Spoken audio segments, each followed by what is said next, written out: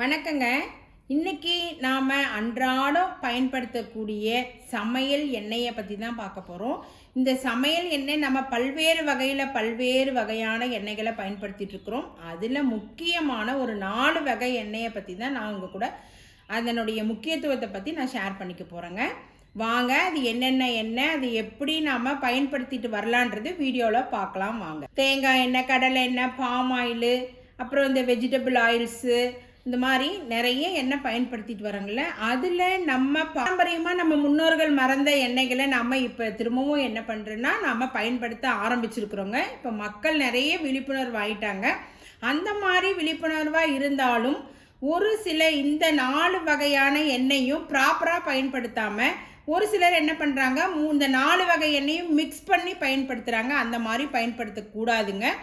ஏன் அப்படின்னு பார்த்தீங்கன்னா, ஒவ்வொரு எண்ணெய்க்கும் ஒவ்வொரு தன்மை இருக்குது. அதை நம்ம சூடுபடுத்தும் பொழுது அதனுடைய தன்மைகள் மாறும். அதனால் நாம் இந்த 4 எண்ணெயும் பிரித்து சமையலில் பயன்படுத்தணும். இப்போ தேங்காய் எண்ணெய் அப்படின்னு எடுத்துக்கிட்டிங்கன்னா ரொம்ப பயப்படுவோம். ஐயோ, தேங்காய் எண்ணெயா, தேங்காயா, அதை பயன்படுத்தக்கூடாது, எனக்கு கொலஸ்ட்ரால் அதிகமாகிடும், அப்படியெல்லாம் நாம் ஒரு பயந்து வாழ்ந்துட்டுருக்குறோம். கிடையவே கிடையாதுங்க. அந்த காலத்தில் பார்த்திங்கன்னா மக்கள் எல்லாமே நிறைய என்னென்னா இந்த மாதிரி தேங்காய் எண்ணெய், எள்ளெண்ணெய், விளக்கெண்ணெய் தான் பயன்படுத்திட்டு இருந்தாங்க. அவங்கெல்லாம் ஆரோக்கியமாக இருந்தாங்க. அவங்களுக்கு எந்த பிரச்சனையும் வரல. அது மாதிரி நாமளே பயந்துக்கிறோம். தேங்காய் எண்ணெய்னா என்ன, நிறைய கொலஸ்ட்ரால் வந்துடும், ஹார்ட் ப்ராப்ளம் வந்துடும். கிடையவே கிடையாதுங்க. அது நம்ம எலும்பு வலுப்படுறதுக்கும் நம்மளுடைய ஹார்ட்டுக்கு எல்லாத்துக்குமே அருமையான எண்ணெய் தேங்காய் எண்ணெய். சொல்ல போனீங்கன்னா தாய்ப்பாலுக்கு நிகரானது இந்த தேங்காய் எண்ணெய்ங்க. இந்த தேங்காய் எண்ணெயில் இல்லாத சத்துக்களே இல்லை. இதில் பேட் கொலஸ்ட்ரால் பார்த்தீங்கன்னா ஒரு 20% தான் இருக்குது. குட் கொலஸ்ட்ரால் நமக்கு ஒரு 80% இருக்குது. அதனால் நம்ம மறக்காமல் இந்த எண்ணெயை பயன்படுத்தலாம். டெய்லி ஒரு ஸ்பூன் தேங்காய் எண்ணெய் குடிச்சிட்டு வரலாம். நைட் டைமு, காலையில் டைமு, உங்களுக்கு எப்போ விருப்பப்படுறீங்களோ ஒரு ஸ்பூன் குடிச்சிட்டு வந்தோம்னா உள்ள உறுப்புகளை சுத்தப்படுத்தி நமக்கு வயிற்றுக்குள்ளே இருக்கக்கூடிய அல்சரு, ஜீரண கோளாறு, இந்த மாதிரி பிரச்சனை எல்லாம் சரி பண்ணுற அளவுக்கு தேங்காய் எண்ணெய்க்கு மருத்துவ குணம் அதிகமாக இருக்குங்க. அதனால் நம்ம மிஸ் பண்ணாமல் இந்த தேங்காய் எண்ணெயை பயன்படுத்தலாம். அது மட்டும் இல்லாமல் நம்ம சருமம் நல்லா பொலிவுடன் இருக்கணும் அப்படின்னா நம்ம தேங்காய் எண்ணெய் டெய்லி மசாஜ், காலையில் தூங்கி எழுந்த உடனே நல்லா கை கால் முகம் எல்லாமே தேய்ச்சி விட்டு மசாஜ் பண்ணிவிட்டு ஒரு 10 நிமிஷம் நம்ம வர்க்கை முடிச்சுட்டு நம்ம போய் குளிச்சுட்டு வரலாம். அப்படி நீங்கள் செஞ்சுட்டு வந்தீங்கன்னா நல்ல நம்ம சருமம் ஆரோக்கியமாக இருக்கும். பல்வேறு தொற்றுக்கள்ல இருந்து நம்மளை பாதுகாத்துக்கலாம். அந்த தேங்காய் எண்ணெய்க்கு அவ்வளோ அருமையான ஒரு மருத்துவ குணம் இருக்குது. அதனால் மறக்காமல் நம்ம இந்த தேங்காய் எண்ணெயை கட்டாயம் பயன்படுத்தணும். இப்போ சமையல் எடுத்துக்கிட்டிங்க அப்படின்னா என்ன பண்ணலாம் அப்படின்னா, இப்போ தேங்காய் நம்ம யூஸ் பண்ணுற இப்போ குருமா, அந்த மாதிரி சட்னி, அந்த மாதிரியெல்லாம் வைக்கும் பொழுது தாளிப்புக்கு, சட்னிக்கு தேங்காய் எண்ணெய் பயன்படுத்தலாம். தேங்காய் அதாவது ஃபுட்டு பயன்படுத்திட்டு இருக்கிறது இல்லை, தேங்காய் அதிகமாக யூஸ் பண்ணும் பொழுது நம்ம தேங்காய் எண்ணெயை பயன்படுத்தி நம்ம சமைக்கலாங்க. அந்த மாதிரி நம்ம ஃபுட்டுக்கு தகுந்த மாதிரி ஆயிலை நம்ம மாற்றிக்கலாம். ஆயிலை நம்ம மாற்றி செஞ்சுட்டு வந்தோம்னா இந்த 4 வகை எண்ணெயுடைய சத்தும் நம்ம உடம்புக்கு ஆரோக்கியத்தை கொடுக்கும். நாம் நிறைய நோய் எதிர்ப்பு சக்தி, நிறைய நம்ம உடல்நிலை கோளாறுல இருந்து தப்பிச்சு நம்ம ஆரோக்கியமாக இருக்கலாம். அடுத்து பார்த்தீங்க அப்படின்னா கடலெண்ணெய்ங்க. எல்லாருக்கும் பிடிச்ச எண்ணெய் பார்த்தீங்கன்னா கடலெண்ணெய் தோசை செஞ்சால் பிடிக்கும், பணியாரம் செஞ்சால் பிடிக்கும், சப்பாத்தி, இந்த மாதிரி கடலெண்ணெயில் விரும்பாதவங்க யாருமே இருக்க மாட்டாங்க. ஆனால் இப்போ காலப்போக்கில் நம்ம உடல் பருமன், ஹார்ட் ப்ராப்ளம், இந்த மாதிரியெல்லாம் இருக்கும் பொழுது ஐயோ இந்த எண்ணெயும் பயன்படுத்தக்கூடாதுன்னு நம்ம ரீஃபைண்ட் ஆயிலுக்கு போயிடுறோம். தயவு செஞ்சு ரீஃபைண்ட் ஆயில் யூஸ் பண்ணாதீங்க. நீங்கள் கடலெண்ணெயிலே எல்லா வகையான நம்ம சமையலுக்கும் நம்ம இதையே பயன்படுத்தலாம். இப்போ இந்த கடலெண்ணெயிலே நீங்கள் தாளிப்புக்கும் எல்லாம் செய்யலாம். இந்த கடலெண்ணெயை நம்ம ஃப்ரை பண்ணலாங்க. இப்போ போண்டா, பஜ்ஜி அந்த மாதிரி செய்யணும்னா நம்ம ரீஃபைண்ட் ஆயிலில் செய்யணும் அப்படின்ட்டு தான் நம்ம செய்கிறோம். கிடையவே கிடையாதுங்க. நாம் இந்த சுத்தமான செக்கு எண்ணெய், இப்போ இந்த 4 வகை எண்ணெயும் நாங்கள் செக்கில் ஆட்டின மரச்செக்கில் ஆட்டி எங்கள் கண்ணு முன்னாடியே நாங்கள் வாங்கிட்டு வந்த எண்ணெய்ங்க. முடிஞ்ச அளவு அந்த மாதிரி செக்கு எண்ணெயை பயன்படுத்த பாருங்கள். பேக்கெட்டில் வர்றதை விட இது நல்ல ஆரோக்கியம். அங்கேயே இருந்து ஆட்டி கொடுக்குறாங்க. 100-200 அதிகமாக போனாலும் பரவாயில்லைங்க. நீங்கள் நம்ம வாழ்கிறது நீண்ட ஆயுளோடு இருக்கணும் அப்படின்னா, நம்ம குழந்தைங்க எல்லாருமே நல்லா இருக்கிறதுக்குன்னா நாம் இந்த செக்கு எண்ணெயை பயன்படுத்தணும். மறந்து கூட பேக்கெட் எண்ணெயை பயன்படுத்தாதீங்க. முடியாத சூழ்நிலைக்கு யூஸ் பண்ணுங்கள். முடிஞ்சவங்க இந்த மாதிரி கிராம பகுதியில் வந்தீங்க அப்படின்னா மரச்செக்கு எண்ணெயை நீங்கள் பயன்படுத்துங்க. உடலுக்கு ரொம்ப ஆரோக்கியம்.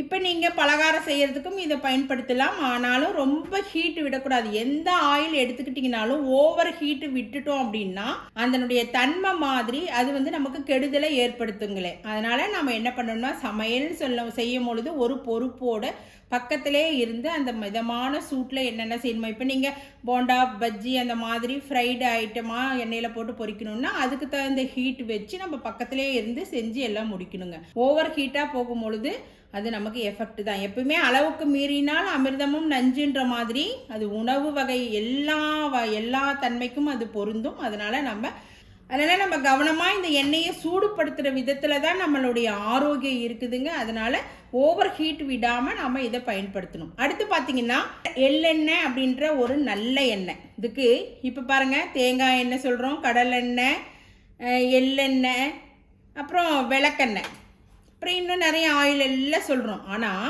பாம் ஆயில் சொல்கிறோம், தாவர எண்ணெய் சொல்கிறோம், இந்த மாதிரி நிறைய இருக்குங்க. இதில் எல்லாருக்கும் முக்கியமான பங்கு வகிக்கிறது இதுக்கு இன்னொரு பேர் நல்ல எண்ணெய். எள்ளெண்ணெய்ன்னு சொன்னாலும் விட நல்லெண்ணெய்ன்னு சொன்னால் தான் எல்லாருக்கும் தெரியும். அப்போ ஏன் அந்த மாதிரி நல்ல எண்ணெய்ன்னு சொல்கிறாங்க? நம்ம உடம்பு ஆரோக்கியத்தை முழுக்க சரிவர வச்சுக்கக்கூடிய எண்ணெயிலே முக்கியமான எண்ணெய் நல்ல எண்ணெய். அதனால தான் அதுக்கு நல்லெண்ணெய்ன்னு ஒரு பேருங்க. இந்த நல்லெண்ணெய் நம்ம உடல் சூடு, நம்ம பல்வேறு காரணம் பாருங்கள் எவ்வளோ அழகாக இருக்குது. இதெல்லாம் நாங்கள் நேச்சுரலாக மரச்செக்கிலிருந்து ஆட்டி கொண்டு வந்த எண்ணெய். அவ்வளோ தூய்மையாக இருக்குது.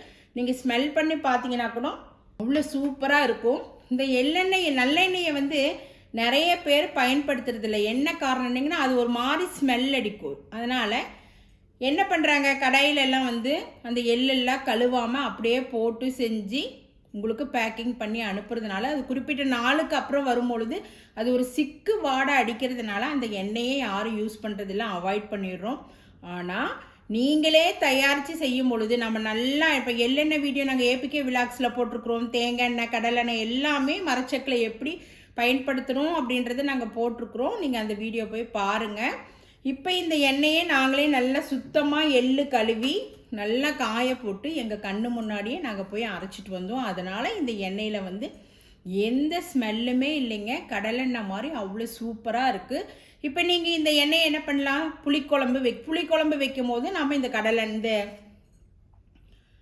புளிக்குழம்பு வைக்கும் போது நம்ம இந்த மாதிரி எள்ளெண்ணெய் பயன்படுத்தலாம். அப்புறம் இந்த இது செய்கிறோம் இல்லைங்களா, காரச்சட்னிக்கு ரியாலிட்டியாக பயன்படுத்தலாம், தோசைக்கு பயன்படுத்திக்கலாம். இந்த மாதிரி முக்கியமான இதுக்கெல்லாம் நம்ம இந்த எண்ணெயை பயன்படுத்திக்கலாம்.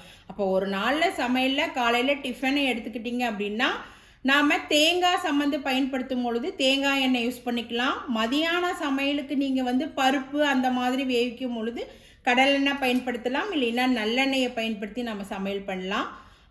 அது மாதிரி நம்ம எண்ணெய் கரெக்டாக அந்த டைமுக்கு தகுந்த மாதிரி, அந்த ஃபுட்டுக்கு தகுந்த மாதிரி நம்ம ஆயிலை மாற்றிக்கலாம். தயவு செஞ்சு எல்லா எண்ணெயும் மிக்ஸ் பண்ணி நீங்கள் செய்யாதீங்க.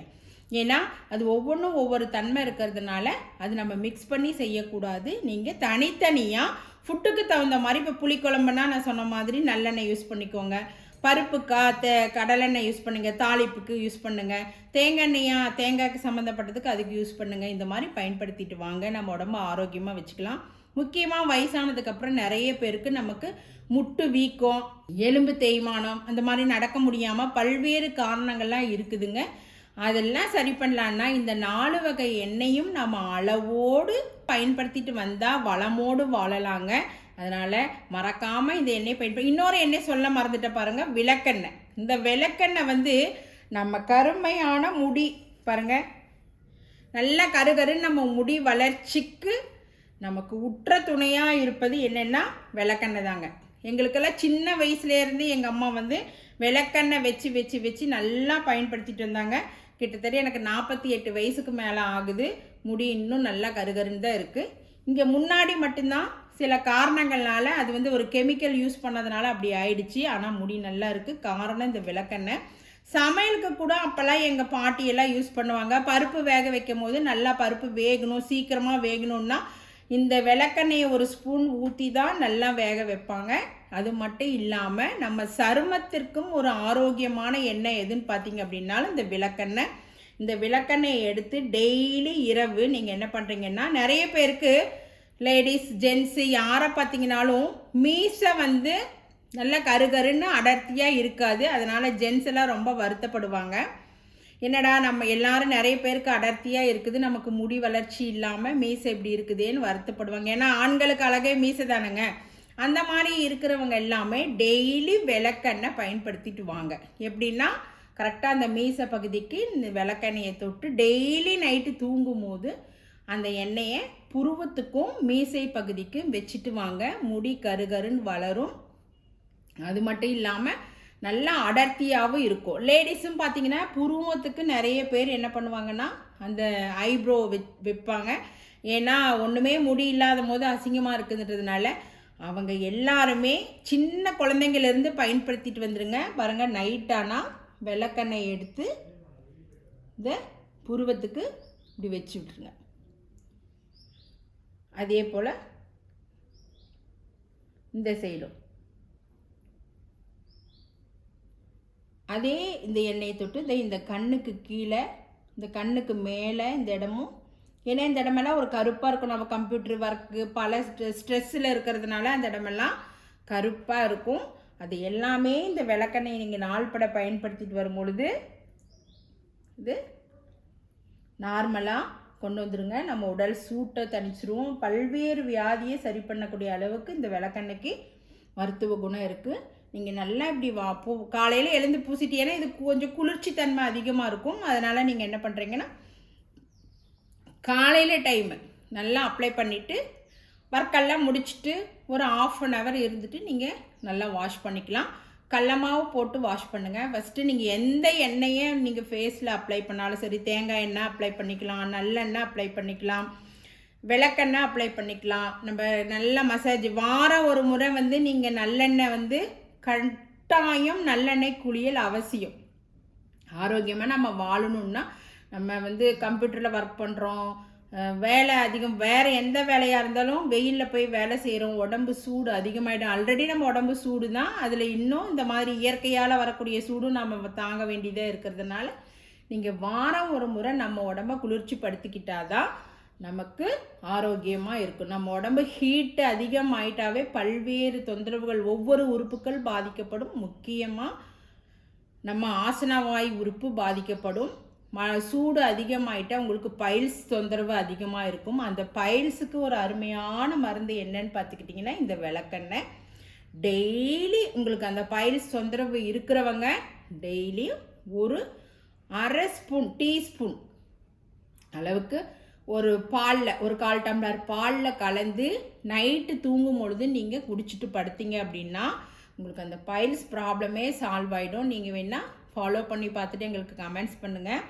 அருமையான ஒரு மெடிசன் இந்த விளக்கெண்ணெய். அடி வயிற்றில் ஏதாவது பகுதி, நிறைய பேருக்கு வெயிலில் வேலை செஞ்சுட்டு வந்தால் யூரின் போகும்போது பிளட்டாக போகும், அதெல்லாம் பயந்துக்குவாங்க. உடல் சூடு அதிகமாகிறது, தண்ணி வேணால் நிறைய குடிக்காத சூழ்நிலையில் அவங்க இருக்கிறதுனால அங்கே தண்ணி கிடைக்காது. அந்த மாதிரி பல்வேறு காரணத்தினால நம்ம உடம்பு பாதிக்கப்படும். அந்த மாதிரி டைம்லலாம் நீங்கள் தொப்புளுக்கு கீழே, தொப்புளிலிருந்து அடி வயிற்று வரலையும் இந்த விளக்கெண்ணெயை எடுத்து நல்லா அப்ளை பண்ணிவிட்டு நீங்கள் நைட்டில் படுத்தீங்க அப்படின்னா உங்களுக்கு இந்த பிரச்சனை, உடல் சூடை தணித்து நம்மளுக்கு ஆரோக்கியத்தை கொடுக்கும். அருமையான இந்த விளக்கெண்ணெய் அவ்வளோ சூப்பரான மெடிசனுங்க. அதனால் நீங்கள் பைல்ஸ் உள்ளவங்க இதை வரப்பிரசாதமாக எடுத்து நீங்கள் பயன்படுத்திக்கலாம். கட்டாயம் டெய்லி ஒரு ஸ்பூன் பாலில் கலந்து குடிச்சிட்டு வாங்க. உங்களுக்கு பாலில் கலந்து குடிக்க பிடிக்கல அப்படின்னா தேனில் கலந்து குடிங்க. முக்கியமாக முடி வளர்ச்சிக்கு, நம்ம முடி நல்லா கருகருன்னு வளரணும் அப்படின்னா நீங்கள் இந்த விளக்கெண்ணெயை கட்டாயம் மறக்காமல் பயன்படுத்துங்க. டெய்லி விளக்கெண்ணெய் வச்சுட்டு வாங்க. சின்ன பிள்ளைங்கள்லாம் இப்போ பார்த்தீங்கன்னாவே நிறைய குழந்தைங்க பலவீனமாக இருக்குது. காரணம் என்ன? சத்து குறைபாடு.